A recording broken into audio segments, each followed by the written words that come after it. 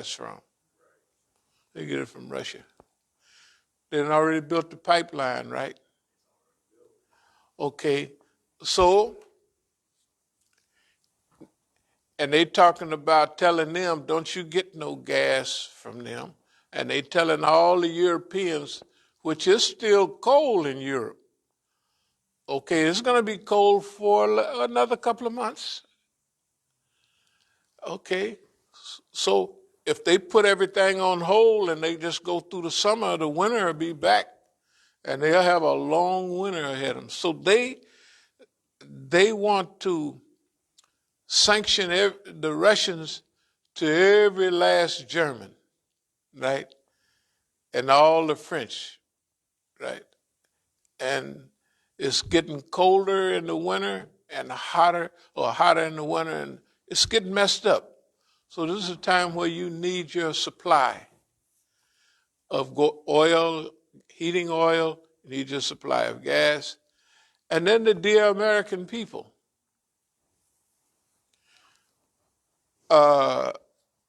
They talk, okay, oil prices now, you would say that for Brent, you know what I mean, that good stuff, whatever it is.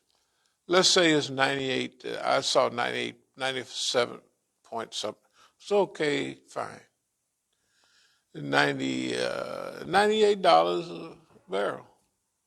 And other cheap oil is 92 or 93 a barrel right now, unless somebody's seen something. I looked at it this morning, and it had the same old from last Friday stuff on it. Anyway, people have to realize what that is. That means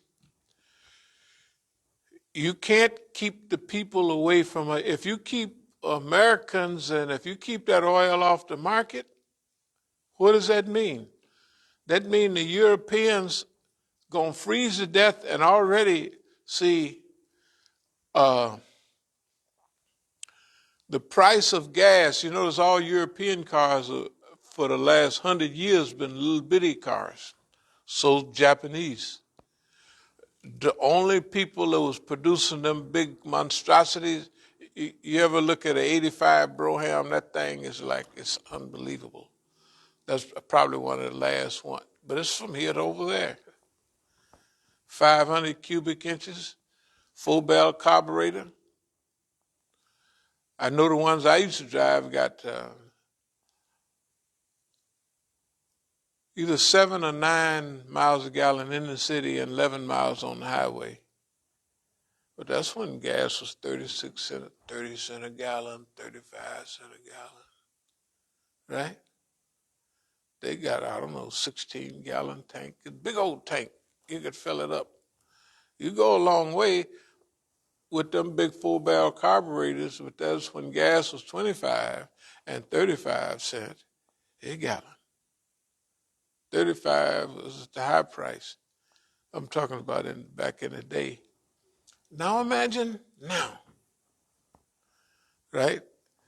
You want everybody, when they cut off Russian oil, or they put all these sanctions on Russia, right? Guess what? Ain't nobody paying no attention to them. They always leave a loophole for themselves. Why? Hey man, you gonna tell us you're gonna tell us to freeze to death? And the price is already high, and they headed toward tripling and quarter. If you cut off Russia, which supply something like 80% of their heating oil, 80% of what they need for heating in the winter comes from Russia. They got the pipeline built. The U.S. said, don't use that pipeline. I'll fix y'all. Yeah, you'll fix them. You'll have it bring it over in them ships that'll carry 2 gallons a ship. It'll carry more than that, but it might as well be. And it's going to cost them. Sam ain't going to hook his allies up, right? Sam going to charge him state price, actual price. This is the way that go, right? Okay, so the point is, is that Sam, okay, everybody is back on tune. What I'll say is the U.S. is out of tune with its own history. You can tell the Chinese are in tune. You can tell the Russians are in tune. Okay, why would the Russians be in tune, and why would we be talking about the charge of the Light Brigade? That was when Crimea, I was doing what they called it the Crimean War. Okay, but that was between the British and the Russians. And it gives you the idea when you read the poem, cannons on the right of them, cannons on the left of them, into the valley of death rode the 600. In other words, everything was there, you could almost see it, and they kept on riding. It was folly. When they talk about folly, they talk about the charge of the Light Brigade. Folly for us, foolishness, right? When you look at what's happening with the United States right now, what they just did, encouraging the Ukrainians to act the fool, blowing smoke, blowing air on the fire, heating it up, and then telling them, like the dummies they are, we're going to hook you up. Well, with Russian ships, planes, and missiles all around, how are you going to get them any weapons? Where are you going to take them? Belarus, folded they are. Well, Belarus, beautiful Russia. So they're almost home, folks. They are home. It used to be part of. Look, they holding the peace talks right today, right on the border of Belarus, right? Okay, everybody know what's going on. You would think if you looked at news, you would see before the Russians moved in, right? They had 4 or 5 television spots, news spots, and they had their best people explaining that this is what's happening. Okay. Now, since they kept going, you have to ask yourself, did the United States set the Russians up, or did the Russians set the Americans up? You just add it up. What did Putin have to lose? Nothing.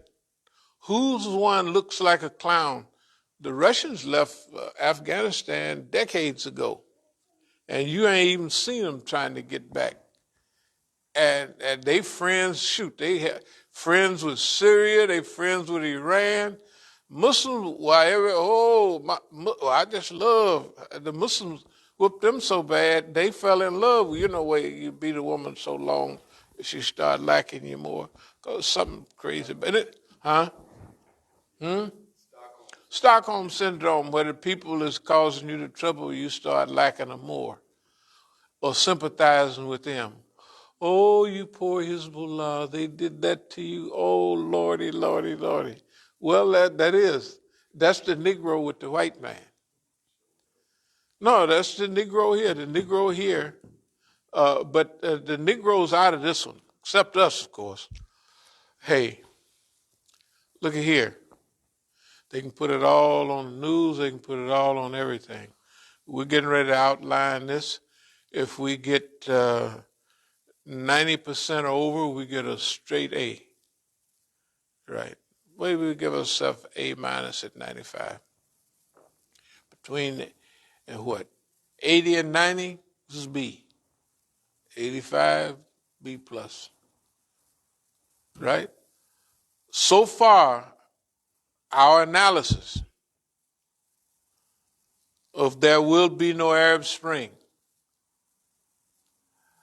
What did we call the one in Mubashir?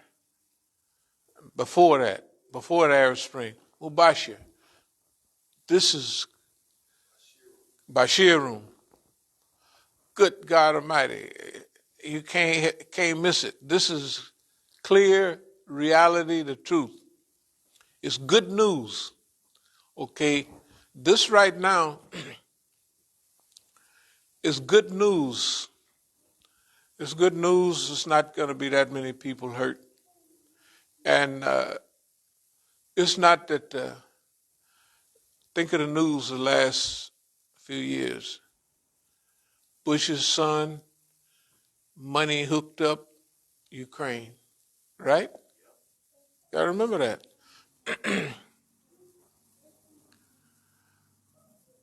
Look at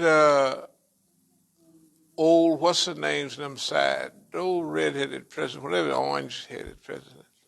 Trump. Putin said, that's my homeboy, give me some on it. It's right.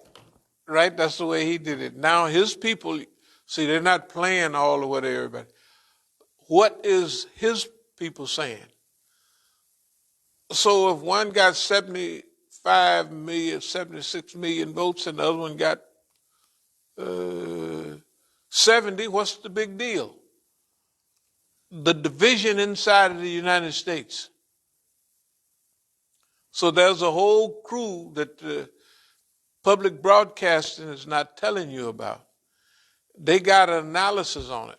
Now, I just want you to realize when Putin feeds them all of what they need on what they've been doing and what was going on with this crew and that crew, and then even over there, the crookedest people, not in the world, but are close by, is the Ukrainian leadership, and half of them are Nazis, right? So I want you to think about how this thing, see, the old man, whatever his name is, he's thinking like a Negro because he getting punched too much and his vision is going. I would say his vision is gone. Because number one, are you going to tell the Germans pay $10 a gallon for oil, for gasoline, the big Benzes they drive? See, over there, Benzes is cabs. Over here, they're luxury cars. But when I went over there, I was in Germany. I said, man, Benzes was just getting popular over here, you know. I said, wait a minute, the cabs is Mercedes over here. Everybody wants the cabs, like a Ford, you know, stuff like that. So that's what all the cabs are Benzes. It's just which one it is. And in those days, it was some big old Benzes. They was cabs, because that's where they make them, right? The point I'm saying is like the United States has organized everything in recent years around what's good for it. Whether it was with the submarines, with France and Australia, right? No matter what it is, the Americans have been going it for what's good for America, not for what's good for us, right? Therefore, that's why if you talk about sanctions and all of that, you hear homeboy talking about we're going to do this, we're going to do that. And then you hear what Germany want them to exclude this because we need some such. So just wait 2 months. Wait till a good cold spell come through there. And they almost out of gas. It'll take that long for the gas to get over here from the U.S. or from Saudi Arabia at top prices. And Russia had already built the pipes, so they give it to you. Just think, the biggest producers of natural gas, one of them is Russia, the next one is Iran. They might have a few gallons, a few liters in Afghanistan, but the biggest people.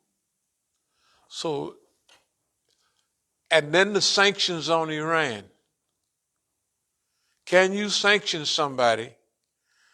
Remember I was telling y'all I was on the plane with one of the oil ministers, and I was telling, man, I guess these sanctions, that was several years ago, kind of hurting y'all. He said, he started laughing. He said, people are lining up to buy oil. He said, if we take $5 a barrel off, who's going to go, and you're going to get a shipload at $5 cheaper than the market? That's going to save you $5 million or whatever it is. And now that it's up to, even if oil is at $50, but now instead of $100, just round it off at $95 and $100 per barrel. And they talking about putting sanctions on. Where is that going to send oil, heating oil, regular motor oil, everything is going up, right? The U.S. has its own supply. The Europeans don't have no supply. They don't have this. It just so wasn't no dinosaurs died up in Europe. They died.